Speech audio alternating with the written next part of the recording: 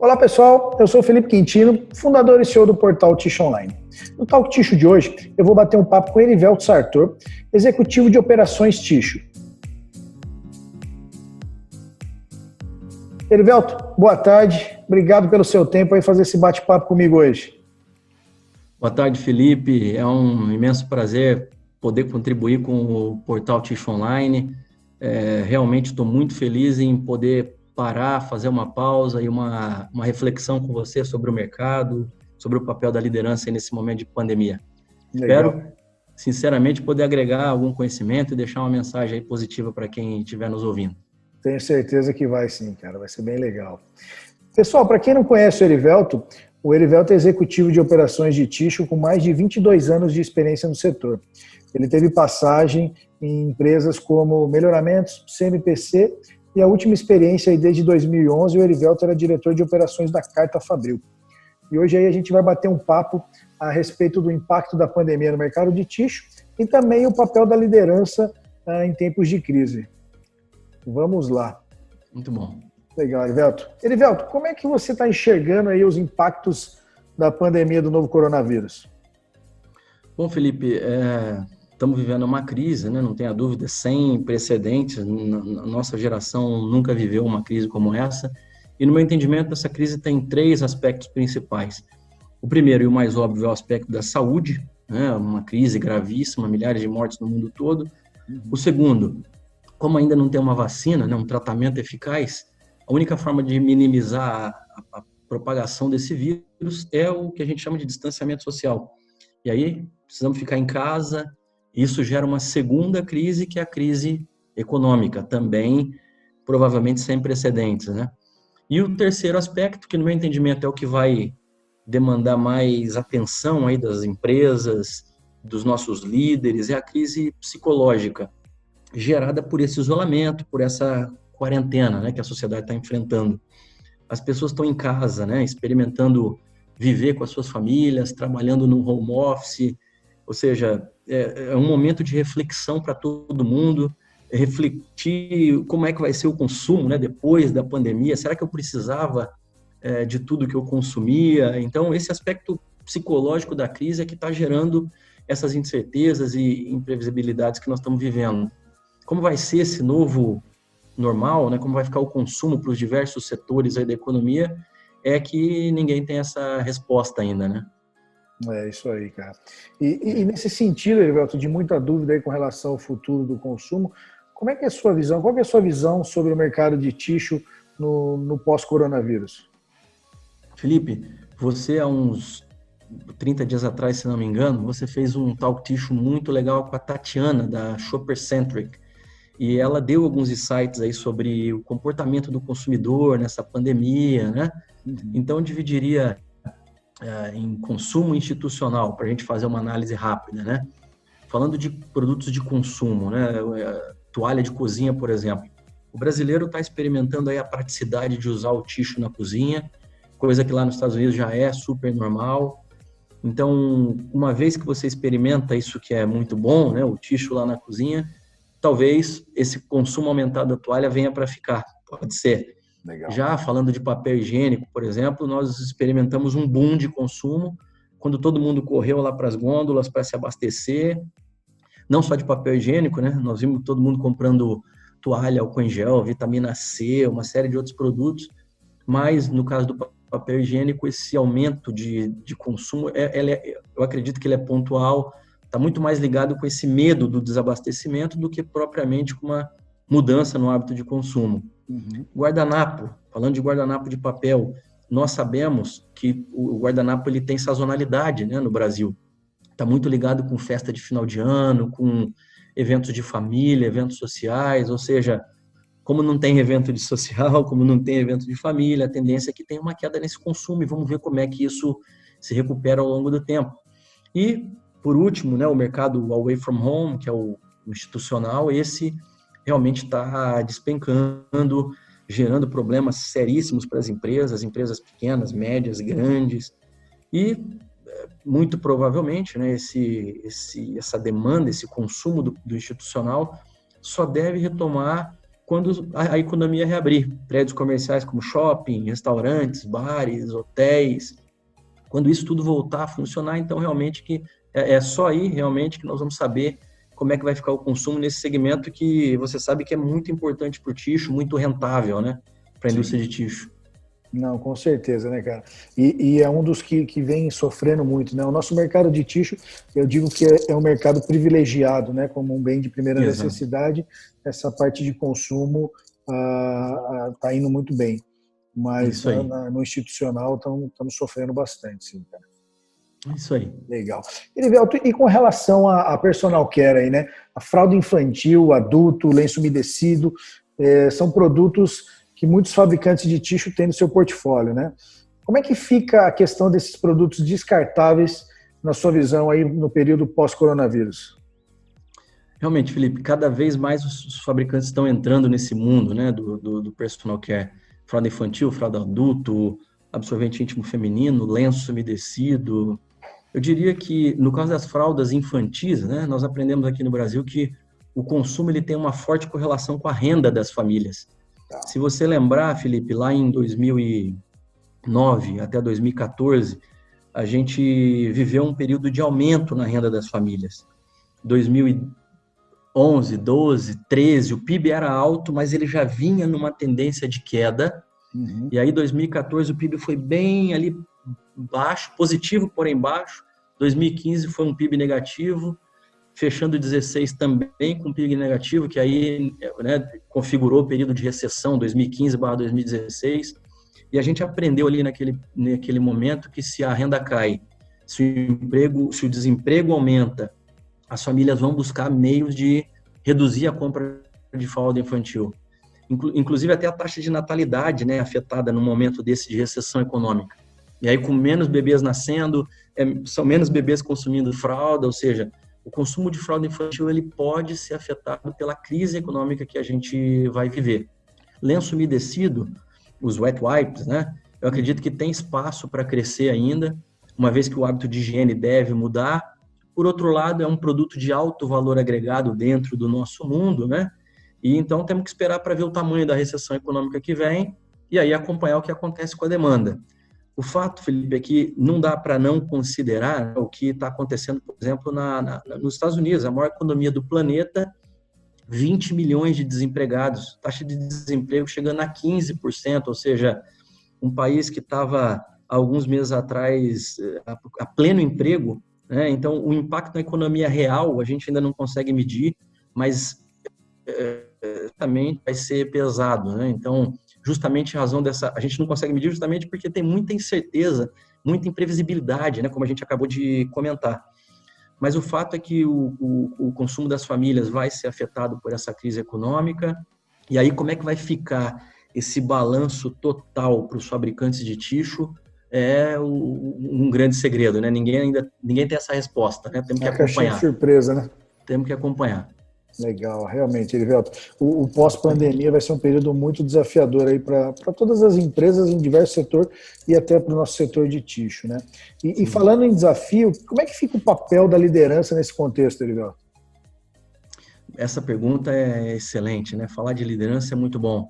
Felipe, agora é hora de agir, é hora de redefinir caminho das empresas, é hora de redefinir estratégia de negócio, revisitar propósito, verificar a situação financeira, a estrutura de capital da empresa.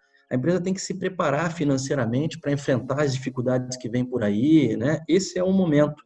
E aí, para dar alguns exemplos práticos aí do dia a dia das empresas de tixo, as empresas têm que estar prontas para a inovação, lançar novos produtos, novos dispensers em tempo recorde, trocar linha, né, de institucional para fazer papel higiênico. Uma linha que fabricava toalha institucional tem que fabricar toalha de cozinha. Uma máquina de papel que fabricava gramatura alta e está lá toda adaptada para alta gramatura, tem que se reinventar e fabricar papel de baixíssimas gramaturas. Ou seja, essa vai ser a dinâmica, né, do desafio que os líderes vão ter que conduzir nesse momento aí, inclusive de pós-Covid, né? E ainda falando da liderança, né, do papel da liderança, vai ser fundamental essa liderança colaborativa, Felipe. A interação entre as áreas, comercial, planejamento, as fábricas, o RH, o fiscal, o jurídico, tanta regra mudando, né? Todo mundo tem que estar alinhado, as empresas têm que trabalhar, as áreas, os departamentos têm que trabalhar junto. A empresa tem que estar pronta, né, para agir rápido quando o consumidor decidir quais vão ser os novos hábitos de consumo, quais vão ser as novas demandas. Eu acredito que quem agir mais rápido vai sair aí com um diferencial competitivo importante. E um detalhe, né, Felipe? Fazer tudo isso, repensar essas estratégias, rever propósito, tudo isso num momento de total incerteza em relação ao futuro, né? Então, o que dificulta mais ainda o trabalho. Tem um pesquisador, né, o Rancharan, ele é um cara importante do mundo dos negócios e ele fala o seguinte: olho no horizonte acompanhando as tendências do mercado, né? É crucial nesse momento, nesse período, mas já deveria ser normal em todas as empresas, né? Cuidar das pessoas agora. Né? Eu gosto muito de um livro, ele chama The Lean Strategy, uma estratégia Lean. Ele ainda não tem em português, infelizmente, mas eu recomendo. Ele fala que qualquer estratégia de empresa tem que começar com a construção de um sistema capaz de engajar verdadeiramente as pessoas no propósito da empresa. Então, os líderes vão ter que redobrar a atenção, Felipe. A gente vai ter que estar de olho no sentimento das pessoas, no comportamento das pessoas, dentro da empresa, inclusive fora delas, né, a partir de agora. É isso aí. E duas coisas até, você falou, né, da liderança tem que tomar decisões rápidas, né? A gente acaba, né, nesse período aí estudando até mais do que antes, com um pouco mais de tempo, e um dos cases aí de sucesso, né, de liderança e de empresas é o case da ReHap. Não sei se você ouviu falar. O presidente do conselho assumiu a operação, eles vinham se digitalizando, mas o processo ainda estava lento, né? Ele acabou assumindo a operação de volta. Em 3 dias, eles pivotaram todo o negócio e as lojas físicas acabaram virando centro de distribuição para as vendas online. Então, eles fizeram um trabalho em 3 dias, o que estava levando aí 3 anos, né? Então, é agilidade. É isso aí. Agilidade. Excelente. Muito bom exemplo, Felipe. E o propósito, né, Erivelto? Acho que as empresas no Brasil, a gente não tem esse hábito de ter um propósito definido. Os caras de saber onde é que você quer chegar, né? Você pega empresas nacionais, elas vêm com um propósito muito bem desenhado. Mas eu acho que agora está na hora do Brasil enxergar o propósito e as empresas saberem para onde que estão indo, né? É isso aí. Legal, Erivelto. E nesse cenário de incertezas aí, Erivelto, como é que fica a cabeça das pessoas, né? A gente tem dezenas de fábricas aí pelo Brasil, pessoas preocupadas aí com a manutenção do emprego, com dúvida com relação ao futuro da empresa, né? Tendo que conseguir conciliar sua rotina normalmente na sua casa, indo para a fábrica, nos escritórios, pessoas em home office. Como é que fazer nesse momento, né? Como é que está a cabeça desses liderados aí? Sim, é bom ponto colocado por você, Felipe. As pessoas estão vivendo no modo sobrevivência, né? No survival mode, né? No momento de crise. Então, para ajudar essas pessoas no dia a dia das empresas, as pessoas lá com medo, com um nível elevado de estresse, a gente tem que conduzir bem a gestão de mudança da melhor maneira possível, né? O princípio básico da gestão da mudança é a comunicação. Então, você deu o exemplo aí da ReHap. Para fazer tudo que a ReHap fez, certamente, imagina quanto eles não comunicaram essa mudança de propósito, né, de maneira clara para todos da empresa. Que as coisas não vão ser mais como eram antes. Imagina, a loja não vai mais ser mais loja, vai ser um centro de distribuição.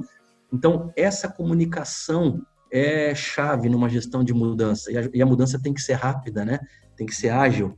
Explicar para todo mundo que nada vai mais ser como era antes. Passado já passou. Trabalho online é uma realidade. Os meios de pagamento, né, Felipe? Ninguém vai mais querer digitar uma senha numa maquininha para pagar nada, colocar a mão numa maquininha onde todo mundo põe a mão. Ou seja, as mudanças vão ser constantes agora, né? A gente não sabe quais vão ser os problemas que nós vamos enfrentar amanhã. Nesse sentido, eu tenho um pensamento Lean, Felipe, muito antigo lá para os japoneses lá do sistema Toyota de produção, que está se tornando cada dia mais atual, né? Cada dia mais importante, que é o seguinte: o que eu sei hoje talvez seja menos importante do que o que eu estou aprendendo. Vou repetir, o que eu sei hoje talvez seja menos importante do que eu estou aprendendo. Então, liderança Lean nesse mundo do novo normal significa isso, criar um ambiente que as pessoas possam realmente aprender, crescer, né? Um ambiente que as pessoas vão criar suas próprias rotinas, vão aprender junto, vão resolver problemas junto, né? Então, esse é o desafio da liderança, criar esse ambiente que vai deixar todo mundo aí engajado para buscar solucionar da melhor forma os problemas que nós vamos viver amanhã, depois de amanhã e etc. Felipe, sinceramente, não é um ambiente fácil, tá, de criar. Não é um ambiente fácil, é um ambiente muito desafiador e o princípio básico tem que ser respeitar o ser humano. Mas quando eu falo de respeitar o ser humano, eu não estou falando só da educação no trato com a pessoa, né? Eu estou falando respeitar, encontrar um modo de dar oportunidade para que todo mundo possa aprender e crescer dentro da empresa. A empresa que conseguir criar esse ambiente em todos os níveis da organização, certamente vai engajar muito mais as pessoas no propósito que a gente comentou, vai aumentar o foco, vai aumentar a criatividade, vai despertar a inovação, vai fazer bem para a cabeça das pessoas, né, nesse momento aí de muita dúvida, em casa, no trabalho, e aí vai gerar um ambiente de tranquilidade e serenidade para que todo mundo possa desempenhar bem suas funções. Legal, Erivelto. Erivelto, e como que a gente faz para criar esse ambiente de tranquilidade nesse momento tão complicado? Felipe, não tem uma receita pronta, né? Mas o que tem são algumas dicas práticas do dia a dia, né? Por exemplo, já falamos agora, intensificar a comunicação, criar formas de substituir a comunicação face-to-face, né? Como era no passado, sem perder a proximidade, né? E o afeto, criar uma relação de confiança mútua, canais de fácil acesso para os funcionários, auxílio psicológico, auxílio médico, né? De novo, falando em gestão de pessoas, né? De pensamento lean, a gente precisa entender que motivar as pessoas é um ponto-chave agora, né? Uma vez que ninguém pode melhorar a performance de outra pessoa, senão a pessoa mesmo. Sim. A gente não pode consertar uma pessoa como a gente conserta uma máquina, Felipe. Né? É isso aí. Por exemplo, eu posso sim ajudar a pessoa a entender melhor o que está acontecendo com ela. Posso, inclusive, explicar o que está acontecendo no mundo, né? Uma visão diferente, especialmente nesse período de pandemia, de medo, de estresse elevado. Isso tudo feito e colocado em prática, né, vai mostrar verdadeiramente que a empresa está se importando sim com os sentimentos das pessoas. Isso vai gerar essa confiança mútua. A empresa vai mostrar que realmente quer saber o que a pessoa está sentindo, quais são os medos, como elas se comportam, né, quando aparece um problema para resolver. Cada um reage de uma maneira diferente. Como os colaboradores lá no ambiente de trabalho estão se relacionando, qual o grau de atitude de cada um, grau de motivação. A empresa que valorizar o respeito, Felipe, vai sair na frente, né? Vai sair na frente. E quem não valorizar, infelizmente, vai ficar fora desse novo normal, né? É isso mesmo. Erivelto, eu queria te agradecer pelo bate-papo. Muito obrigado mesmo pelo seu tempo. Foi, acho que, muito bacana essa reflexão aí que a gente acabou de fazer, que você acabou de fazer para a gente. Eu queria que você deixasse aí uma mensagem final para quem está nos vendo e nos ouvindo. Legal, Felipe. Foi, como eu falei no início, uma honra tremenda estar com você aqui, fazer esse bate-papo contigo, falar do mercado, falar de liderança. E eu queria dizer o seguinte, os japoneses, Felipe, eles são muito sábios, né? E normalmente eles se referem aos seus líderes sempre como sensei, né? Eu tenho um filho pequeno que faz judô e o sensei dele é a figura que ele mais respeita, né? Normalmente esse líder é aquele que, acima de tudo, tem uma capacidade de ensinar muito grande, ele cria um respeito e um carinho com o seu aluno, né? Então, acho que esse conceito japonês de sensei é algo que os líderes nas empresas de tixo devem começar a entender melhor, principalmente nesse momento desafiador para as nossas lideranças, né? Tem um livro que eu queria deixar aí como recomendação, chama Histórias do Meu Sensei, tá? Eu realmente recomendo.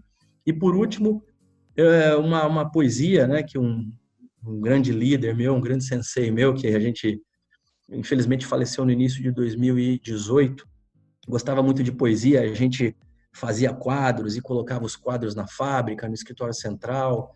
E é uma poesia que eu acho que tem tudo a ver com esse momento que nós estamos vivendo agora, de desafiar, de agir, de inovar, de revisar propósito, de aprender coisa nova, de ser agente de mudança, né? E é mais ou menos assim, há um tempo em que é preciso abandonar as roupas usadas que já tem a forma do nosso corpo.